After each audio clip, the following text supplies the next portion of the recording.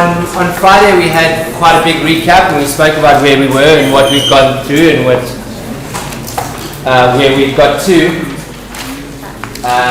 which was essentially the aggregate demand, aggregate supply model. So what we're going to do today is we're going to look at fiscal and monetary policy, which is to say the role of government institutions, so government and the treasury and spending that it does, as well as the actions of the Reserve Bank and Central Bank. Central Bank in South Africa is called the South African Reserve Bank. And in discussing what we're going to discuss today, we will kind of be doing a recap as well. So we are on chapter 17 of ManQ, and there's just a couple of readings, and the readings go into a little bit more detail than what ManQ does, and that's good. Essentially, we're going to be talking about both fiscal and monetary policy today, and we're going to be looking at a lot of diagrams, and we're going to deal more with it on Friday. But I just remembered something. On Friday, yes, Steele. Are you hiding somewhere? No, not today. Okay. Anyway, yes, Steele mentioned that there were some people in the class who'd raised an issue with the date of the exam. They weren't happy with the date of the exam or something along those lines. So we're going to talk about fiscal policy, we're going to talk about the Reserve Bank, and then we're going to talk about how the two of them interact, fiscal and monetary policy. We might get to answer your questions from Friday. We might be dealing with it today, otherwise we'll deal with it on Friday. Fiscal policy. What is fiscal policy? Well, fiscal policy is any changes in government spending and or tax collections to achieve the macroeconomic objectives. In other words, it's government spending and tax. Any changes in that constitutes fiscal policy. What are the macroeconomic objectives? If you remember, we wanted growth, unemployment, and inflation. So why are we engaged in fiscal policy? To try and get these things under control, get them to do what we want them to do. So what does it look like? I mean, we've seen all this before. As I say, today is a lot of what we're going to cover today is kind of like a recap. If you increase government spending, what happens? You shift the aggregate expenditure curve upwards, which is to say we shift the aggregate demand curve to the right. This would be an expansionary fiscal policy. In other words, we increase government spending or if we decrease taxes, end up with the same situation. Of course, when we add in the short-run aggregate supply curve, then our increase in aggregate demand, right? The increase in output due to that increase in aggregate demand is then minimized due to the increase in prices. We'll talk in a moment just now what this price effect is. We'll explain in great detail how we move from point A to point C. Without an upward sloping aggregate supply curve, we would just move from point A to point B. So you have expansionary and you have contractionary. What's expansionary? Expansionary is when we increase government spending or we decrease taxes. In other words, we want to expand output. So we want to shift aggregate demand to the right. Then it's expansionary. What is contractionary? So expansionary is shifting aggregate demand curve to the right. Okay? Contractionary when we increase taxes or we decrease government spending. In other words, we are contracting output. So we have aggregate demand shifting to the left. Of course, what this diagram here is just showing us is that if we have a 5 billion rand increase in government spending, due to our multiplier, we have a 20 billion rand increase in aggregate demand. Right? Contractionary, the same thing happened. $5 billion rand decrease in government spending leads to a change in output, right? Which is much greater.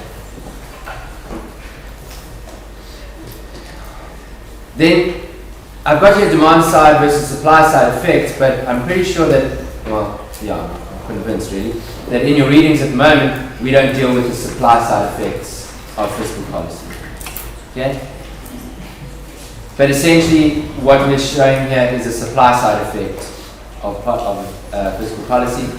If a change in the tax regime leads to a change or a shift in the labor demand curve, or it leads to a shift in the labor supply curve, then we have supply side effects of fiscal policy.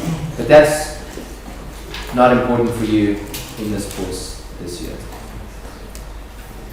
And there's a bunch of videos. We also have automatic fiscal policy and discretionary fiscal policy, but in order to discuss those, we need to talk a little bit more about government budgets. So, what does a government budget consist of? Revenues and spending, or outlays. What is revenue to the government? Revenue to the government is obviously any taxes it collects, or any kind of national insurance. Any examples of South African national insurance that you know of, that we pay over to the government? No? UIF, unemployment fund, right? You pay that over to the government, that's your national insurance, it's revenue to the government. Outlays, well, what is that? That's government spending on goods and services, or any transfer payments or debt payments. Those are all money that the government is getting rid of, right? This is money that the government is collecting, this is money that the government is giving away. So what is the budget then? Well, it's obviously the revenues minus the outlays. And we can either have a balanced budget, we can have a surplus, we can have a deficit, and then we'll talk now about a standardized budget. So what does this look like? Okay? If we've got government spending and we're plotting output versus government spending, outlays, or government revenues. Okay, so government spending and government revenues. If we assume that government spending is exogenous, which is to say it doesn't change when Y changes, then our government spending curve is horizontal. If we assume a marginal tax rate, which is to say that little t, right, in which case taxes would increase as output increased. Everyone happy with this diagram? Okay, then what we can see is a couple of different points, point A, point B, and point C as examples. At point A, we would have revenues equals outlays. You happy with that? And we would call that a balanced budget.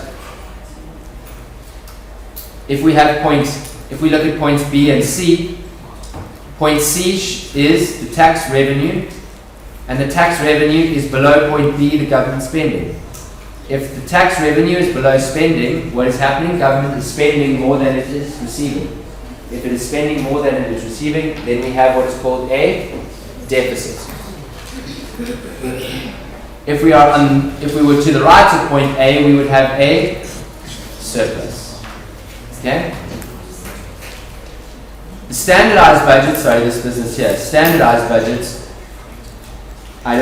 is not part of your readings this year, is it? That I can remember. I don't think standardized budget is part of your reading, but I'll tell you how it works essentially. If we've got here government spending and we've got tax revenue, okay? If our tax revenue was T1, right? In other words, if we were collecting according to this fiscal policy, this tax regime, right? If year 3, GDP 3 was full employment, you can see our full employment budget is balanced. You happy with that?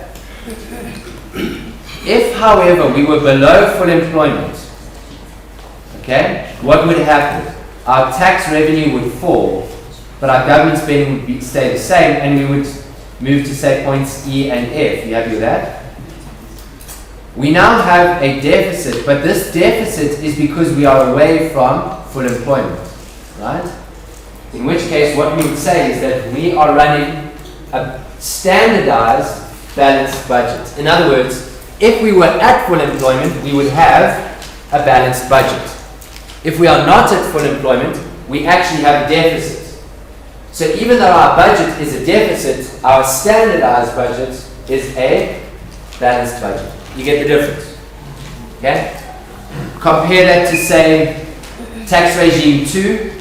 If we had tax regime 2 and GDP 3 here was full employment, we would have revenues of H and government spending of D. What would our standardized budget be? It would be a deficit. You happy with that? Okay. Even then, if we were below full employment, we would end up at, say, a point like G. In G, we have an even bigger deficit, but we still have a standardized deficit. As I said, it's not crucial for this year, so we don't have to worry too much about the distinction between those two. It does, however, matter, not a standardized budget deficit. The surplus and the deficit and the balanced budget, they are all linked to this idea that we have built-in stability. Okay? So we either have induced taxes or autonomous taxes, and we have either induced government spending or autonomous government spending. And if it's an induced tax, then we would have a tax rate. And that tax rate can either be progressive, proportional, or regressive. So what does that mean? So we've been looking at a diagram like this, where government spending is exogenous, and that's the only kind of government spending we've spoken about, exogenous government spending. Right? We could, however, have government spending, which is to say outlays, right? And this outlay could depend on output. You happy with that? In which case we would have induced government spending. In other words, if the government spent more, the better the economy was doing, or if the government spent less, the better the economy was doing, then we would have some kind of induced government spending versus just autonomous. What about the tax rate? We talk about progressive, proportional, or regressive. This tax rate here, can you see that is, if that line has a constant slope, that means we have a constant tax rate. You happy with that? Constant tax rate is what we call a proportional tax rate. If this line is just a straight line, then we have a proportional tax rate. What that means is you just get taxed some fixed proportion of your income, 10%. Doesn't matter how much you earn, you get taxed 10%. Do we have a proportional tax rate in South Africa? What do we have? We have something called a progressive tax rate, and I like the choice of words, progressive, right? Makes it sound very good, I guess. What a progressive tax rate means is that the more you earn, not only the more tax you pay, which you would do even if you had a proportional tax rate, but the higher percentage of your income you pay over to the government. In other words, if you earn over R1 million a year, you pay something like I think it's in the high 30s. I think it's in the high 30s, but 30-something% taxes. You earn about $500,000, you pay sort of about 28%. You earn 200,000 thereabouts, you pay something like 15% or something even less. And you earn less than some amount and you pay no tax at all. I think the amount for no tax, it used to be 60, but it's gone up. I don't know exactly what it is. Anyone know? But there's some amount of income that you earn where you don't pay any tax, but I can't remember. I'm not in that bracket, thankfully.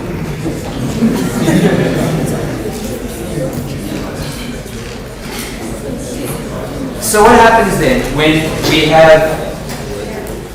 we have some kind of fiscal policy action? Well, when we have fiscal policy action, we get crowding out. How does crowding out work? Well, if you remember from our financial markets section of the mind map, in other words, when we were speaking about the loanable funds market, we saw that if you increase government spending, you tend to increase output. And then when you increase output, it leads to an increase in interest rates. Of course, if the increase in government spending leads to an increase in prices, that also leads to an increase in interest rates. That increase in interest rates leads to a decrease in investment. And that decrease in investment means less output. So the increase in government spending gets crowded out, crowds out investments, and the effect on output is diminished. Yeah? I just want to know that with this, is the increase in output isn't coming out due to the increase in regime, or can be any increase in aggregate expenditure? Sorry, say it again. Say, for example, when you increase the exports, When you increase exports, there's the same effect as increasing government expenditure. yeah, it can be, yeah. What if that causes crowding out? Okay. Yeah, I mean, if that causes crowding out, but we're not talking about exports, we're talking about government spending. No, this doesn't like Yeah. I mean, crowding out, any kind of increase in autonomous spending, can crowd out the interest-sensitive components of aggregate demand.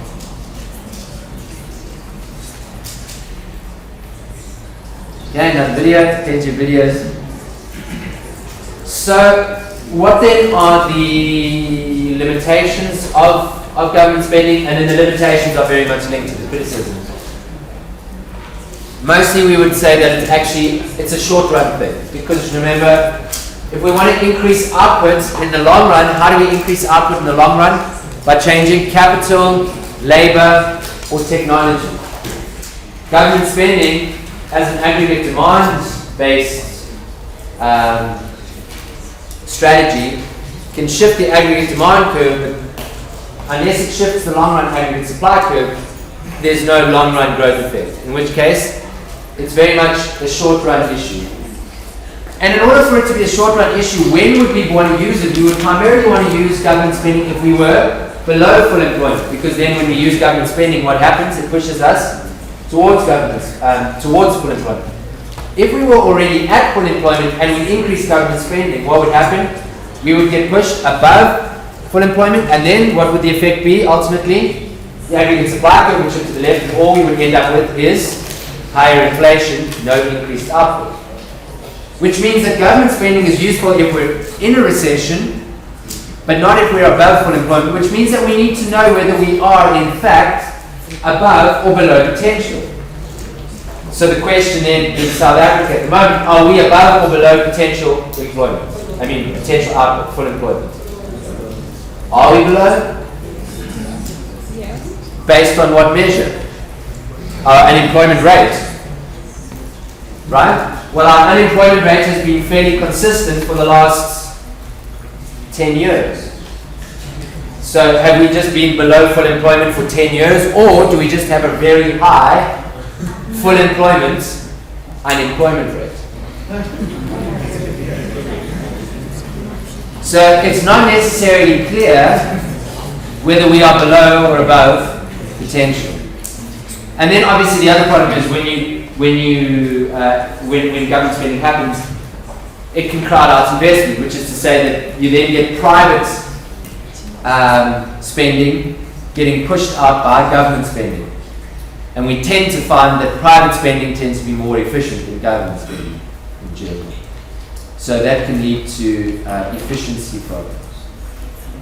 So what are the criticisms then? Well, obviously linked to what we're talking about. If it crowds out private spending, that's generally a bad thing. Another thing that happens is that government spending has a lot to do with political considerations and not necessarily for the good of the economy. So in other words, just before an election, you might want to increase government spending to show that a lot of things are happening, even if that increase in government spending is not necessarily good for the economy in the long run. It's good for you to win votes in the short run, so you do it. So, and then obviously this timing issue has to do with the idea, when should you use government spending? It's not really clear. So it tends to be quite a, haven't got a question here. It tends to be, what can I say, like a sort of a divisive issue, right? It's not very clear. When is it best to use government spending? You get a lot of different opinions from a lot of different people, depending on what their hidden agendas may or may not be, and depending on what it is that they want to achieve. But fiscal policy is not the only way in which the government institutions can influence economic activity. We also have the South African Reserve Bank. And I'm just going to flip through this quickly because we've spoken about before. What are the functions of the Reserve Bank? They issue banknotes and coins. They're a bank to the government. say they. The Reserve Bank is a banker to the government. It's a banker to other banks. It's custodian of foreign reserves, and obviously it engages in monetary policy. Okay, thank you. So what are the tools of monetary policy? Open market operations, changing the reserve ratio, changing the repo rates. Yeah.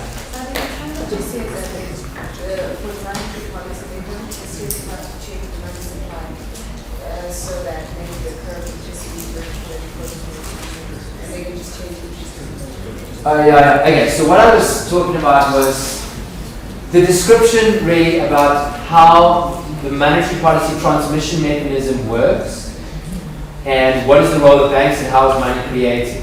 And what we assume when we discuss this is that money supply is vertical, that the Reserve Bank controls money supply exactly, and it can adjust the interest rate by changing the money supply.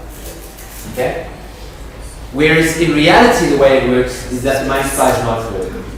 The money supply tends to be exactly horizontal, which just means basically the same as changing the interest rate. When you change the interest rate, you just change the horizontal money supply. So the effect when you change the money supply first, which then changes the interest rate, or you start and just change the interest rates, you end up with the same effect, which is that the interest rate changes, and so you have changes in investment and other things happening.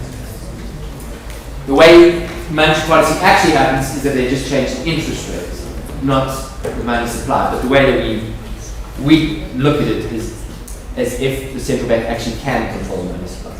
That was the view, an argument that was got a lot of legs in around the 1960s. There was a Chicago chappie who was very good at arguing, apparently, according to the stories, and he sort of made this argument that this is the way it should be thought of. There were a lot of people that disagreed with him at the time, but they weren't as influential at the time. Since then, it's like pretty much acknowledged that the guy in the 1960s was a good arguer. He was good at arguing and he was influential, but he was talking about it. But it's not that important because at the end of the day, the effect is the same. In other words, for the purposes of this course, it makes no difference. If you're a central banker, it makes a difference because it affects how you should be doing it. So you can have expansionary monetary policy, you can have contractionary monetary policy in the same way that you can have expansionary fiscal policy and contractionary fiscal policy. So then, well, what are the advantages to monetary policy versus fiscal policy, and what are the disadvantages? The advantages in terms of how it's better, monetary policy is better than fiscal policy. The most important thing is that it's very quick, in the sense that if you're government and you want to change spending, there is a long process that needs to happen. You know, you have to set budgets, you have to secure funds, you have to sign documents, you have to get this person's approval, that person's approval, whatever the case may be. The Reserve Bank has a meeting every single month, and every month they say, right, interest rates up, down, same, whatever. Once a month. And if they wanted to, they could change interest rates more frequently. It's just that they don't tend to find the need to change them more frequently.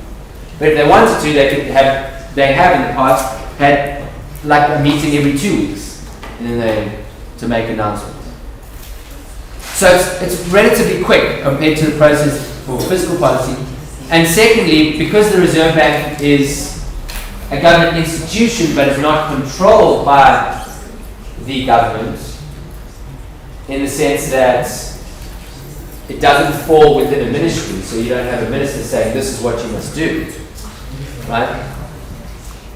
It's free, relatively free from political pressure. In other words, Jill Marcus, who has actually resigned, well, not yet, but she's resigned, she still is a post, but anyway. So Jill Marcus, as an example, is an ANC official.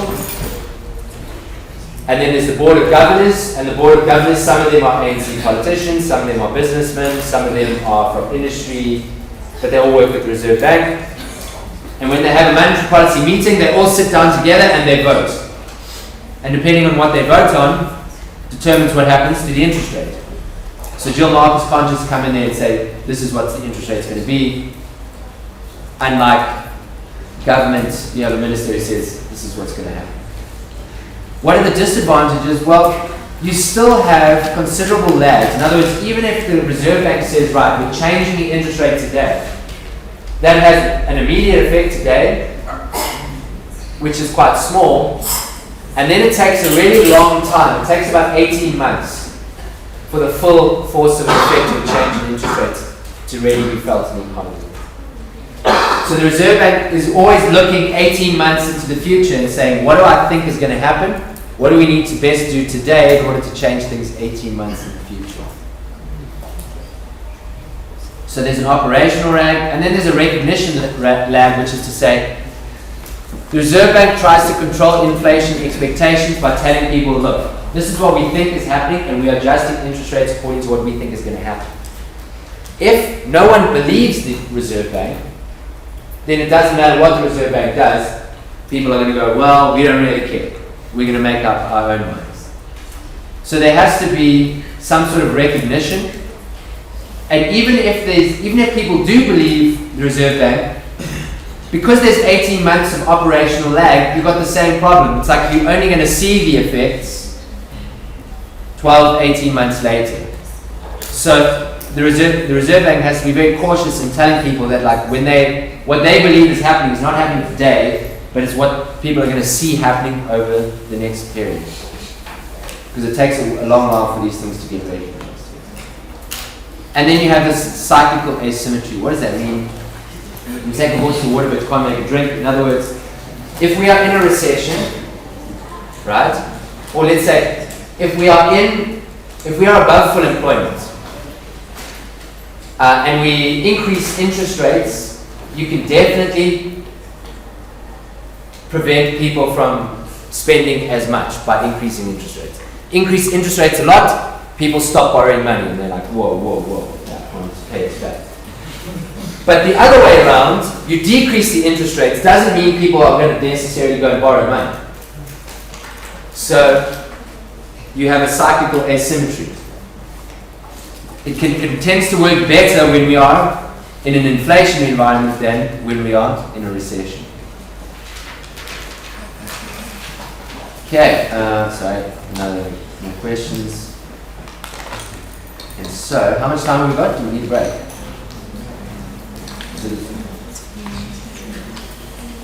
Okay, then, great. What we're going to talk about now is the interaction of fiscal and monetary policy. First and second round effects, but this is pretty intense and there's a lot of stuff to get through. So let's take an early break, 10 minutes quickly, and then when you come back, it's like, unfortunately, concentration time has to be at a max. You got to be ready to see what's going on. Okay.